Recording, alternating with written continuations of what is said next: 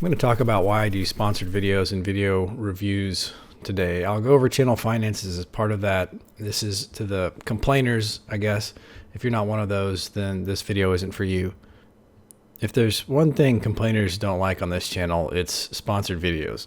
Temu, Raid Shadow Legends, Omaze, another paid for sharpener review.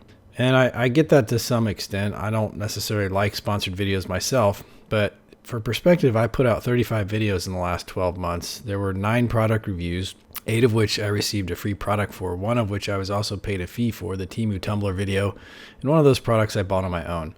Are you really seeing that much sponsored content? I follow channels where every video is sponsored. What's up, YouTube? Hammer, hit, squish, light up, press, and cross-peen that like button. Like, share, and subscribe. And check out my new merch. I actually did try to sell merch, shirts, about 5 or 6 years ago. 1 or 2 videos, I think. Didn't work out. I don't think I sold any. Here's why I take on sponsors.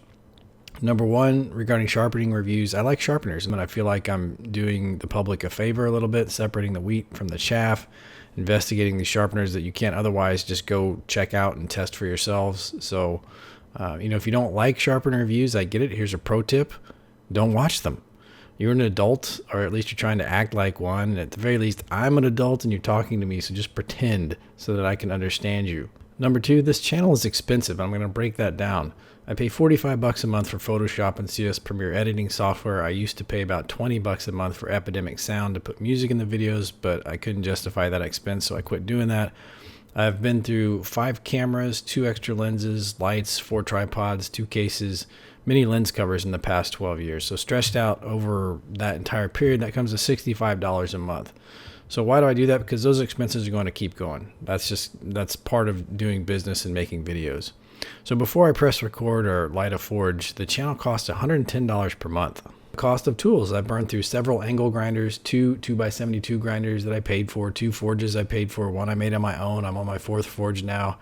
I'm on my 2nd metal cutting bandsaw. I've burned up a drill press, and that all costs money. When I break that down over a 12-year period, $27 per month. So again, I think these are the types of costs that will reliably continue going forward, and they come to $137 per month, again, before I make a video.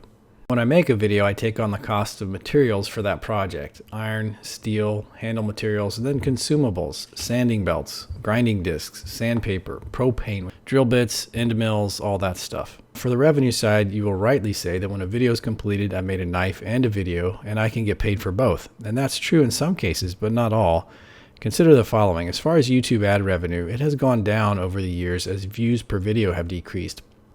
My ad revenue for 2023 totaled $2,722 according to the 1099 I received. The YouTube website says it was $2,875, but I'm just going to go with the 1099. I don't know which of those is correct, but at any rate, let's assume that I made money last year on the YouTube ad revenue. I don't think I did. I think I lost money. It was a wash. But if I made money, I owe taxes. That goes down to $2,300 for the year, or $192 per month in ad revenue. It varies month to month, but that's just average. As for the knives I make in these videos, I don't actually sell them all or make money in them all. Some are sold to charity, some are sold for losses, some are profitable, and I actually still have a few around that I haven't sold. But don't forget, some projects fail.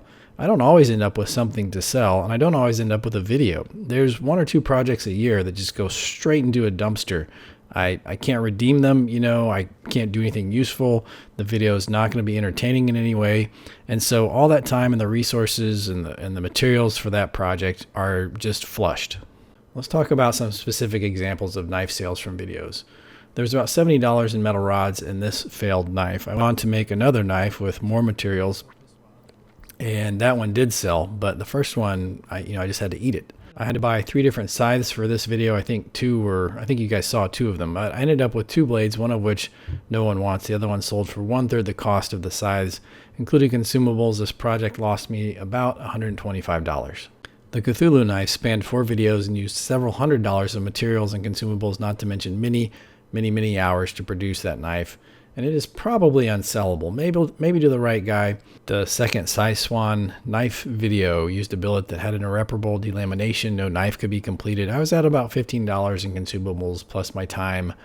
Had I finished the knife, I would have more expenses with handle, materials, etc., and it would have gone for charity. So that would have been sort of a larger financial loss. The forging a plain blade video, this plane iron cost me over $200 in materials and consumables, including steel, propane, end mills, hole saws. Yeah, I break more mills than I probably should, but it was sold as part of a larger project for charity. So that's a $200+ loss financially. The relic Damascus knife was sold to charity. I went down $30 or $40 in materials on the first attempt at this mosaic video. Not the first mosaic failure I've had on the channel either. This Ferro laser knife, I eventually sold it for about what I put into it in wood and steel. The hours and hours of designing, grinding, hand sanding, etching, laser carving, figuring things out, not included. This knife from Needles sold recently for a loss based on the cost of materials alone. Those needles were very expensive if you guys remember. So I went down about $50 on it. Now what about all the JFAK, JFAK knife videos? Those knives were all conventional, not very difficult to make. I didn't blow anything up.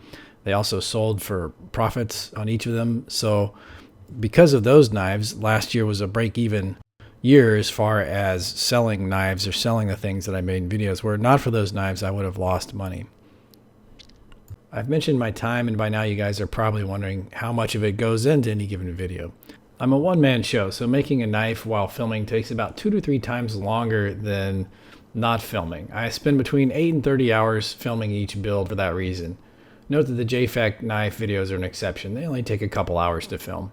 The build videos each have 75 to 175 clips to process, trim, adjust volume, clip in and out, speed up, slow down, put in the right order. I type out a script, I practice reading it, I record it several times, then I have to match the audio and video to each other with some more editing. There's some funny bits in some of the videos that take a little extra editing, a couple hours in some cases. The video is compiled, uploaded, watched on YouTube, then adjusted for sound with more editing. I make sure there's no spelling mistakes, gaps, all that stuff. Then I re-upload it and Photoshop a thumbnail. This all takes 5 to 16 hours per video. Again, the JFAK videos only take 1 to 2 hours. So when you see a typical knife build video or project, I've put anywhere from maybe 13 to 46 hours in it. So what is my time worth? So far the channel costs about $137 per month. Then I earn about $193 per month on average in ad revenue. We're calling the video knife sales for this past year a wash on materials and consumables alone. This leaves me about $55 per month in profit after taxes for YouTube ad revenue. There were 32 videos in 2023 that took some amount of effort. I'm including the videos I released on January 8th, 2024 because they were mostly completed in 2023. If I spent 30 hours per month on these videos, which sounds about right, I made $1.80 per hour last year making YouTube videos before factoring in video sponsorships. So let's talk about those. Well, I sold some of the sharpeners that were sent to me as used on eBay and made about $1,100 in affiliate links and video sponsorship fee. After taxes, those things bring my per hour earnings up to about $5.80. Now, right now, I have a mill that has no Z travel because it needs new gears. I have a drill press on its last leg, a heat treat oven that's falling apart, needs to be replaced this year. I have a mismatched surface grinder that doesn't make anything flat or even, and that needs to be replacing. But I can't really afford any of these things right now. So do you guys understand why I can't buy a $300 knife sharpener with my own money to review? I'm not destitute. I have like a full-time job. So I'm making ends meet in the house. But as far as the YouTube process and the knife making stuff, no one's killing it. No one's getting rich at Green Beetle, you guys. This channel's hanging by a thread. Now that you guys know this, if you still want to complain about video sponsors, I suggest that you give yourself a voice in that by donating several $100s per month in lieu of the sponsorship money, and then you can complain all you want, and I might even listen. If you don't want to pony up money, I get that. I don't like ponying up money. There's other things you can do, like subscribe to YouTube, stop using ad block. You can like, share, and subscribe, which I never ask anyone to do, but man, that stuff does help. I have a lot of fun making these videos and I learn a lot, and that's really the purpose of the channel. But the channel has costs and expenses, equipment to replace, stuff like that. So at some point, it does have to stay afloat. It can't operate in the red. The choice for me is take sponsors, stay afloat, don't take sponsors, and then just go to making knives for Instagram sales and stuff like that. So if you've watched this far and you still feel like complaining, I'm just going to tell you to keep it to yourself. I'm not interested.